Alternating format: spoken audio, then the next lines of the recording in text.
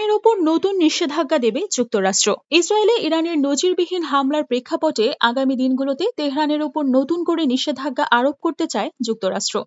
একই সঙ্গে ইরানের তেল রফতানির সক্ষমতা কমানোর চেষ্টা করা হবে বলেও হুঁশিয়ারি দিয়েছে ওয়াশিংটন। মঙ্গলবার ১৬ এপ্রিল ওয়াশিংটনে আন্তর্জাতিক মুদ্রা তহবিল এবং বিশ্বব্যাংকের বসন্তকালীন বৈঠকের ফাঁকে এক সংবাদ সম্মেলনে একথা বলেন মার্কিন অর্থমন্ত্রী জ্যানেট ইয়েলেন। তিনি বলেন, নিষেধাজ্ঞা অনুমোদন করা সহ আমরা আগামী দিনগুলোতে ইরানের বিরুদ্ধে বাড়তি নিষেধাজ্ঞার পদক্ষেপ নেব বলে আশা করছি। নিষেধাজ্ঞা নিয়ে আলোচনায় সন্ত্রাসে ইরানের অর্থায়ন ব্যাহত করার সব বিকল্প পন্থা টেবিলে আছে বলে জানান মার্কিন অর্থমন্ত্রী।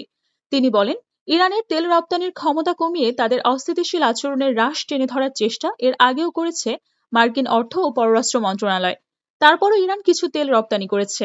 এক্ষেত্রে আমাদের হয়তো আরও কিছু করার আছে। মার্কিন অর্থমন্ত্রী বলেন, গত ১৩ এপ্রিল ইসরায়েলে ইরানের হামলা এবং গাজা, লেবানন, ইয়েমেন ও ইরাকের জঙ্গি গোষ্ঠীগুলোকে ইরানের অর্থায়ন মধ্যপ্রাচ্যের স্থিতিশীলতায় হুমকি হয়ে দাঁড়িয়েছে। ইয়ালেন বলেন, ইরান যাতে বিচ্ছিন্ন হয়ে পড়ে, প্রক্সি গ্রুপগুলোতে অর্থায়ন করতে না পারে এবং ইউক্রেনে রাশিয়ার যুদ্ধে সমর্থন সহায়তা দিতে না পারে, সেজন্য যুক্তরাষ্ট্র অর্থনৈতিক নিষেধাজ্ঞাকে কাজে লাগাচ্ছে।